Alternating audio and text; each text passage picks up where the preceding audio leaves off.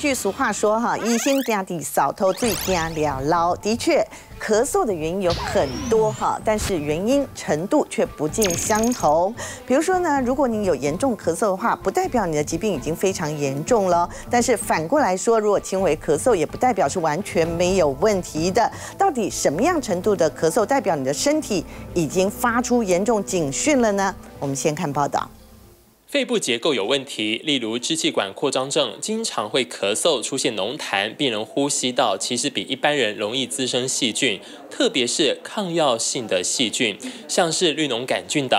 而这些细菌平常跟人体是共生状态，但是一旦它的数量增加，人体免疫力会变差，就会造成呼吸道感染症急性发作。除了浓痰大量增加，可能呼吸也会变急促，或是合并发烧等。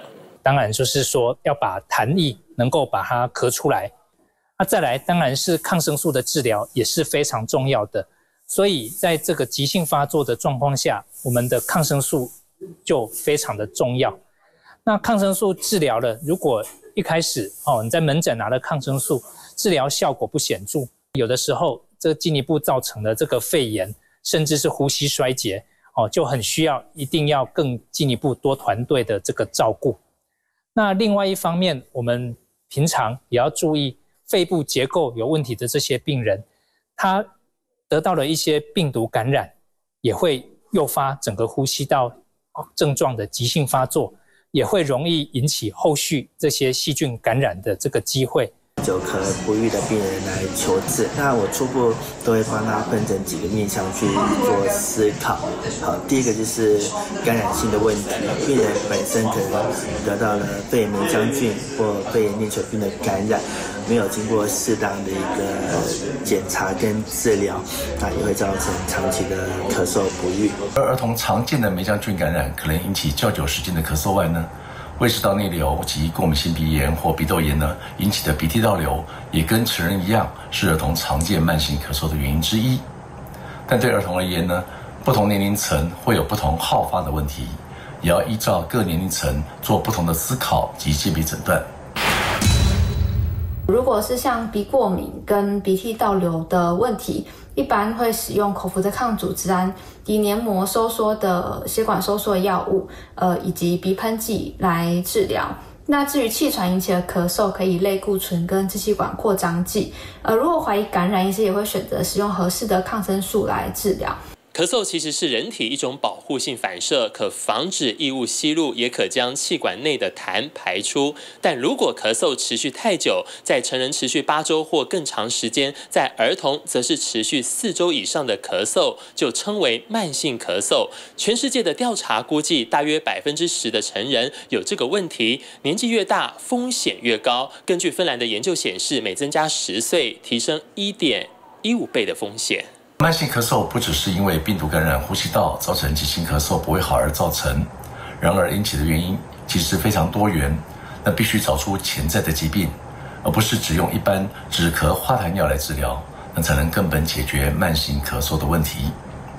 那成人常见慢性咳嗽的原因包括慢性鼻窦炎导致鼻窦或鼻腔产生过多的分泌物，那因此鼻涕倒流至喉咙，引发咳嗽反射。常常这种咳嗽会延迟1个月以上，那很多病人都不知道这样的状况之下，是否要就医。那咳了2-3个月之后，到门诊的时候，我们都会发现到这样的病人如果吸入了支气管扩张剂之后，那病人的咳嗽状况就会有所改善。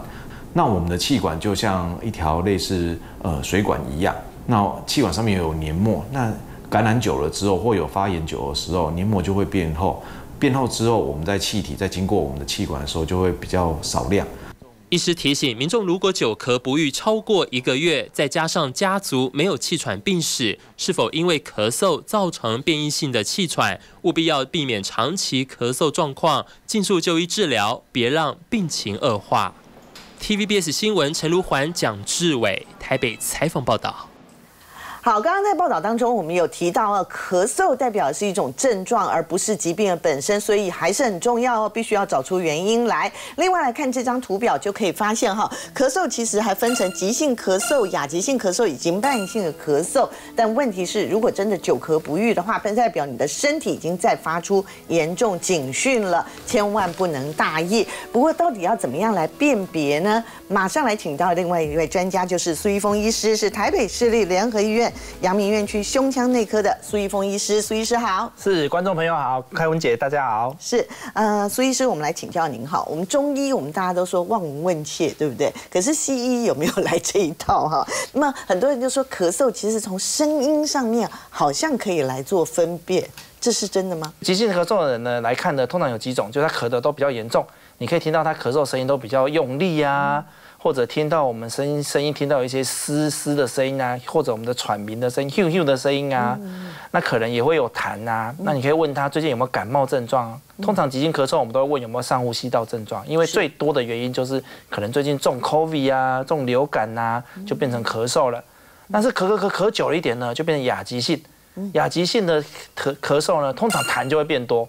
大家可以观察到，我们咳嗽有时候一开始都是干咳。咳到后来越来痰越来越多，所以到这个咳了2、3周以上的病人呢，通常都会跟你抱怨说痰变多了。对，那其实这时候是因为气管分泌物增加了。是，那甚至有些人呢，从呼吸道的支气管炎转变成肺炎之后，痰就开始变多，因为肺炎的时候就会有痰。痰的颜色也很重要。对，通常黄色、绿色代表就是有细菌。那有些人呢更严重，会告诉你有什么黑色的痰，那这种就要小心。有时候是吸太多空气污染，老烟枪的病人。有时候会跟你说，他常常有时候会咳出黑色痰，那就是吸进去的一些那个 PM2.5那些微粒，它变成黑色痰咳出来。哇！那我们最怕听到是病人说痰里面有血丝或有血，是通常这是最严重的。因为我们有血的痰呢，几种可能。戏剧里面常常看到。对，细菌比较严重，要把血管吃破了，肺炎会有血，那肺结核也常常会有血。那其实大家闻之色变的，刚才讲的肺癌。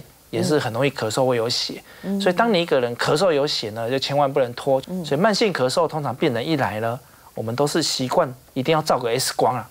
所以我们有时候大家可能急性咳嗽会习惯去诊所，比如你咳嗽咳1、2个礼拜，去家里附近诊所拿个药吃，吃一吃有效好了就好了。但是如果吃一吃一直没效呢，你拖了好几个礼拜呢，我还是推荐大家到医院要照一个 X 光比较安全。像我是比较有经验的妈妈，有时候小朋友那时候小孩还小的时候，如果他咳嗽，有没有痰音这个部分，就是也是妈妈说，要不要拎着小朋友去看医生的一个原因哈。那咳嗽当然有很多种的形态，而且呢，是不是那个那个咳嗽的声音也可以稍微来辨别一下呢？另外就是什么样的一个状态，其实刚刚苏医师已经讲得非常的清楚了哈。那如果治疗之后还有声音沙哑持续存在的话，是不是就表示真的非常严重了呢？对，咳嗽有些病人一进来苏医生，这声音就变了，烧香了。这一听就知道有他为咳嗽真的很严重，或有很大问题要小心。因为我们声音沙哑，代表他已经咳到喉咙已经水肿了，喉头声带都水肿了，咳到很大，那可能是咳嗽咳得很用力。那有时候苏医师在门诊现场都会请病人咳一声。听看看他的声音，有些病人一咳出来呢，声音就那种好像有一个爆音，一个气爆音，这个通常是快要变成气喘，因为我们身体气管在感染之后会水肿，水肿之后会缩起来，缩起来呼吸不顺之后，我们身体会有一个反应本能是想要把这气管咳松。这种的时候常常会听到气爆音。那妈妈小时候也都会听到这种声音。那如果像我这样子。对，这种呢，这就是偏向一点清喉咙的干咳，是感觉气还出得来。但是如果你听到那种声音，那种出太来，尾音有一个这种声音，这代表气管有点紧。是，那这种有点紧呢，有可能是最简单的，就像气喘呐，或感染后的气管炎呐。但是也不要轻忽，有些人肺癌压到气管也会咳嗽这种声音。所以压到的时候，有时候肺癌变得一直猛咳，哇，咳这种声音，所以代表这个就是一个气管狭窄的一个声音。那这是还有我们会听痰的声音，咳的声音说痰很多，对，哇，这代表他可能肺炎的机会就高。有时候光听不用照 X 光，也觉得应该是肺炎。再问一下他痰的颜色，哇，黄色、绿色，哇，肺炎的机会就很高。当然，现在是秋冬季节啦，哈，说上呼吸道感染的人就真的非常多哈。比如说，像我今天早上就处理2个同事在跟我请假，啊，我就要赶快排代班的主播之类的哈。那他们都是小朋友，有一些状况了哈。那其实我们就会看到冬季病毒真的是非常的多哈。那咳嗽也会发生不同的情况，对不对？这一点是不是请苏医师也帮我们解释一下？然后您在门诊的时候有没有碰过那种一次多种病毒齐发的这种案例呢？对啊，其实台湾因为我们前一阵子防疫免疫啊，我们戴了比较久的口罩，其实现在还是鼓励大家可以戴口罩啦。在这个季节感染是非常的多。对，那么呼吸道感染呢，现在变得很多样啊。以前呢流感啊，或者是一些呼吸道病毒啊，现在又加新冠，哇，后来又有什么腺病毒、呼吸道融合病毒，很多。所以有时候病人一来一咳嗽哇，真的该验的东西验不完呐。那验不完呢，怎么办呢？最惨的是验完之后还没有结果，是我们最常见的。所以有些病人呢，一来呢一验，哇，3种中奖，什么新冠加流感啊，又加上什么梅浆菌啊。天哪！之前我们就遇过一个病人呐，她当初一来她一个中年女性啊，她就是来就是新冠也验出来阳性，流感也阳性，梅浆菌也阳性，哇，后来肺炎就有一个大块的肺炎。那这肺炎呢进展得很快，后来甚至变成插管转加护病房。是对，一般我们以往都觉得哇，好像梅浆菌没那么严重啊，还不会进到加护病房啊。可是就是这么严重。那所以呢，我们有时候在这个季节呢，很多疾病呼吸道都会一起来，不代表你说你中了新冠，现在就不会中流感，其实都还是会一起中。那其实临床上呢，也有很多病人是一来验什么都没有，都没验出来。